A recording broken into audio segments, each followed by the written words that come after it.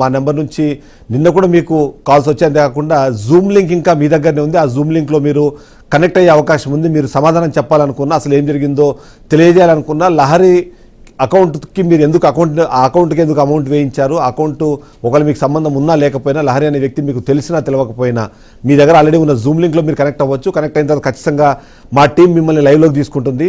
ముఖ్యంగా చూసిన తర్వాత ప్రవీణ్ కుమార్ రెడ్డి గారు, నేను మీకు నిన్న మెసేజ్ చేసినప్పుడు మీరు చాలా క్లియర్గా చెప్పారు, రేపు వచ్చి కలుస్తాను అన్నారు. రేపు నా షోలో మీరు ఖచ్చితంగా వచ్చి పార్టిసిపేట్ చేయాలని చెప్పాను. మీకోసం ఒక చైరు ఇప్పటికీ అలాగే ఖాళీగా ఉంది, మీకోసమే ఎదురు చూస్తోంది. ప్రవీణ్ కుమార్ రెడ్డి గారు రండి, వచ్చి మాట్లాడండి. నిజంగానే మీరు మాట్లాడిన మాటల్లో ఎంత వాస్తవం ఉంది, దీంతో మీకు సంబంధం లేకపోతే అసలు కల్ప్రిట్ ఎవరు, ఆ విషయాన్ని చెప్పడానికి ఈ ఇష్యూలోంచి బయటపడడానికి మీకున్న అవకాశము బీఆర్కే న్యూస్లో ఇవాళ లైవ్లో వచ్చి మీరు మాట్లాడే అవకాశం. బీఆర్కే న్యూస్ అడ్రస్ మీకు తెలుసు. బీఆర్కే న్యూస్కి సంబంధించిన స్టూడియోలో మీకోసం ఒక చైర్ కూడా వేసి పెట్టాను. అంతేకాదు, నేను లైవ్ మీరు చూస్తున్నారు లేదు అనుమానంతో నేను ఒకసారి మళ్ళీ మీకు ఇప్పుడే కాల్ చేస్తున్నాను. దయచేసి ఫోన్ తీయండి, మాట్లాడండి, రండి. మీకోసం నేను ఎప్పుడు ఒక చైర్ని రెడీగా పెట్టాన్న విషయం ఆల్రెడీ చెప్తున్నాను, మళ్ళీ ఇంకొకసారి కూడా నేను చెప్తున్నాను. ఒకసారి ప్రవీణ్ గారికి ఫోన్ చేసే ప్రయత్నం చేద్దాము.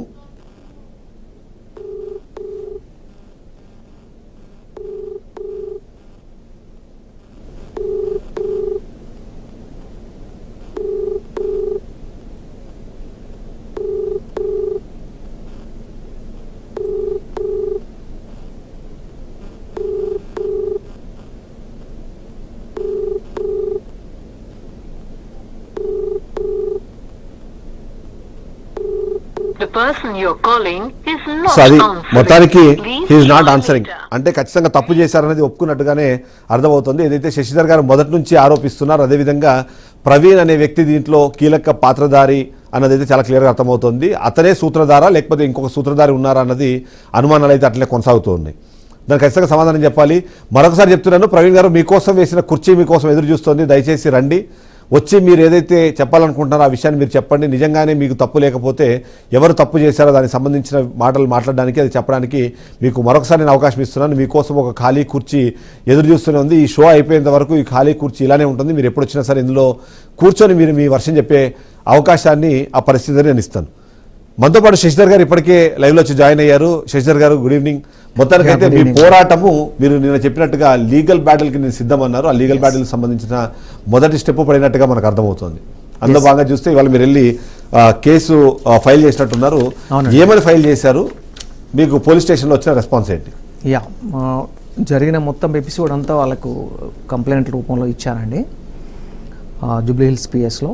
సో ఇలా చేయడం తప్పు కదా, అన్ని ఆడియోస్ వీడియోస్ ఇలా ఉన్నాయి నా దగ్గర, ఇలా చేశారు, ఇలా ట్రాప్ చేసి ఇలా తీసుకున్నాడు, ప్లస్ దిలీప్ గారి ప్రవీణ్ రోల్ ఏంటి అంటే దిలీప్ గారి రోల్ ఏంటి అనే విషయం క్లియర్గా చెప్పాను. పోలీసు వాళ్ళు కూడా అన్ని కంప్లైంట్ తీసుకున్నారు. దాని తర్వాత తగిన చర్యలు తీసుకోండి అని చెప్పి రాశాను. సార్ కూడా వాళ్ళు కూడా బాగా కోఆపరేటివ్గా తీసుకుంటా అని చెప్పారు. సో అన్నీ రికార్డ్ చేసుకున్నారు. డెఫినెట్గా ఇందులో మీకు ఖచ్చితంగా న్యాయం జరగాల్సిందే అనేసి బాగా చెప్పారండి. అయితే ఇప్పుడు నిన్న మనం లైవ్లో చూసినట్టుగా అసలు మీరు ఒక షార్ట్ ఫిల్మ్ మేకరు కాబట్టి మీ కంప్లైంట్కో లేకపోతే మీ మాటకో వాల్యూ లేదు అనే విధంగా దిలీప్ కుమార్ గారు మాట్లాడి మనం విన్నాం. సో పోలీసు డిపార్ట్మెంట్లో ఎట్లాంటి రెస్పాన్స్ వచ్చింది? వాళ్ళు అలాగే మాట్లాడారా లేకపోతే దిలీప్ గారు మాత్రమే అలా మాట్లాడారు?